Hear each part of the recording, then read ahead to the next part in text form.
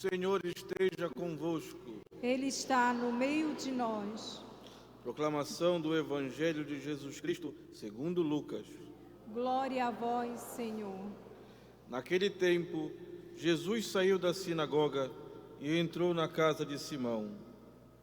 A sogra de Simão estava sofrendo com febre alta e pediram a Jesus em favor dela. Inclinando-se sobre ela, Jesus ameaçou a febre e a febre a deixou imediatamente. Ela se levantou e começou a servi-los. Ao pôr do sol, todos os que tinham doentes, atingidos por diversos males, os levaram a Jesus. Jesus colocava as mãos em cada um deles e os curava. De muitas pessoas também saíam demônios gritando: Tu és o Filho de Deus.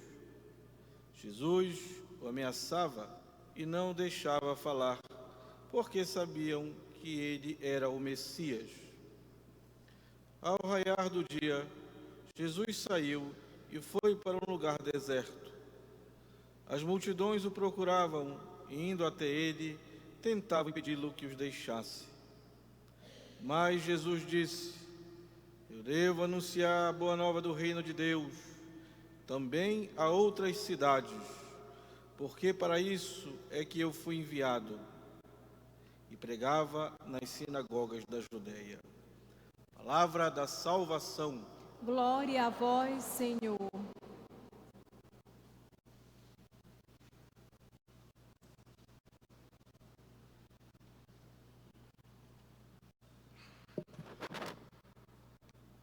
Queridos irmãos e irmãs, numerosos aqui em nossa Basílica Santuário, irmãos e irmãs coligados conosco pelos veículos de comunicação, especialmente os da nossa igreja,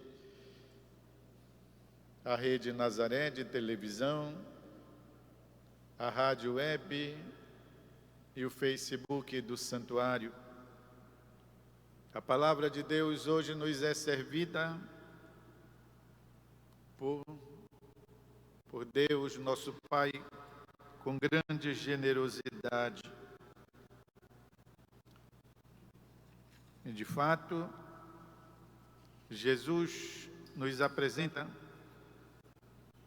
a proibição aos espíritos impuros, aos demônios, pelo fato de o terem reconhecido Filho de Deus. Tu és o Filho de Deus. Jesus os ameaçava e não os deixava falar. Aqui hoje a palavra de Jesus convida-nos, propicia-nos uma catequese sobre o segundo mandamento: não tomar o nome de Deus em vão. O apóstolo São Paulo diz que ninguém pode dizer que Jesus é o Senhor se não for movido pelo Espírito. O que quer dizer que a proibição de Jesus àqueles demônios, a proibição, a não aceitação da invocação do nome dele, obviamente, é porque não estavam imbuídos do Espírito Santo, e sim do espírito de Beelzebul. Não tomar o santo nome de Deus em vão. Até mesmo na vida dos cristãos da comunidade pós-apostólica, para que pudessem pronunciar o nome de Deus, até mesmo conservando aquele santo temor que os judeus tinham, era preciso fazer um tempo de catecumenato. E dentro do catecumenato, pois, a preparação para, olhem só, receberem o Pai Nosso. Ainda hoje, esse costume cristão sobrevive através do caminho neocatecumenal, que propicia, pois, preparação adequada depois de escrutínios, ou seja, de exame da vida, da caminhada dos membros do caminho neocatecumenal, e sobrevive também na vontade da Igreja de resgatar esses esquemas catequéticos na catequese atual, para as crianças da pré, da primeira Eucaristia e da Crisma. Há também uma solenidade para o recebimento do Pai Nosso. Porque era preciso um rito, era preciso solenizar, mais do que o da boca para fora, poder exatamente tomar a consciência no coração do que significava dizer Pai Nosso, chamar a Deus de Abba, de papai, de pai. Que Jesus não só ensina aos seus discípulos a chamar de pai, como ele mesmo o chama, o invoca, Abba. Por isso, meus irmãos e irmãs, para que possamos entender o significado, o valor, a beleza, deveríamos experimentar um clima, um ambiente de amor. E por isso, o apóstolo São Paulo, exatamente na primeira leitura dos Colossenses, fala deste amor, não é isso? Aprendestes de Epafras, nosso estimado companheiro, que é junto de vós um autêntico mensageiro de Cristo. Foi ele quem nos deu notícia sobre o amor que o Espírito suscitou em vós.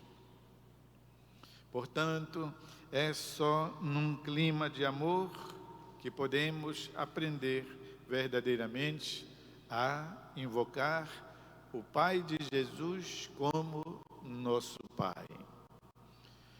Tudo isso nos permite fazer algumas reflexões sempre apropriadas para a nossa caminhada. Primeiro, como superficialmente chamamos a Deus de Pai. Como superficialmente rezamos o Pai Nosso, diríamos sem nenhuma emoção, sem nenhuma consciência, rezamos o Pai Nosso. Assim como usamos o nome de Deus como vírgula, como motivo até dos nossos falsos juramentos. Por isso, Jesus diz: não jureis, seja o vosso sim, sim, o vosso não, não. O que passa disso vem do demônio. Reflexão, então, que nos leva a entender o sentido do segundo mandamento do Decálogo, da lei divina: não pronunciar o nome de Deus em vão. Em consequência disso, vem o fato de invocarmos a Deus de Pai, o que, consequentemente, quer dizer que nós outros somos todos irmãos. E quanta indiferença a respeito desta mesma filiação. Ou seja, o fato de realmente não prestarmos atenção a isso, que nos leva continuamente a uma vivência, a uma conduta de estranhos entre nós. Todos os homens e mulheres seriam, portanto, nossos irmãos, nossas irmãs, e não é isso que perpassa em nosso coração. Por isso, meus irmãos e irmãs, não queiramos para nós a proibição que Jesus impôs aos demônios. Ele lhes proibia de reconhecerem em si o Filho de Deus, Deus mesmo feito gente, e acabavam por isso pronunciando de um modo diríamos mesmo, de um modo dessacralizante, o nome de Deus. E tudo isso deveríamos, portanto, fazer-nos prestar atenção para as nossas orações, porque a oração é um dirigirmos-nos ao Pai. Jesus ensinou-nos isso aos discípulos que exatamente lhe perguntaram: olha, ensina-nos a rezar como João Batista ensinou os discípulos dele. E Jesus então formula esta prece, a qual inicia com a expressão Pai nosso que estás no céu, e etc. Então, meus irmãos e irmãs, a palavra de Deus nos ilumina sempre, ilumina a nossa conduta de vida, ilumina a nossa prática da religião, ilumina até mesmo a nossa convivência familiar, grupal, social, ao lembrarmos hoje que nós somos filhos do mesmo Pai, por isso, irmãos, entre nós. Que esta reflexão diga alguma coisa ao nosso coração. A procuremos neste instante de silêncio.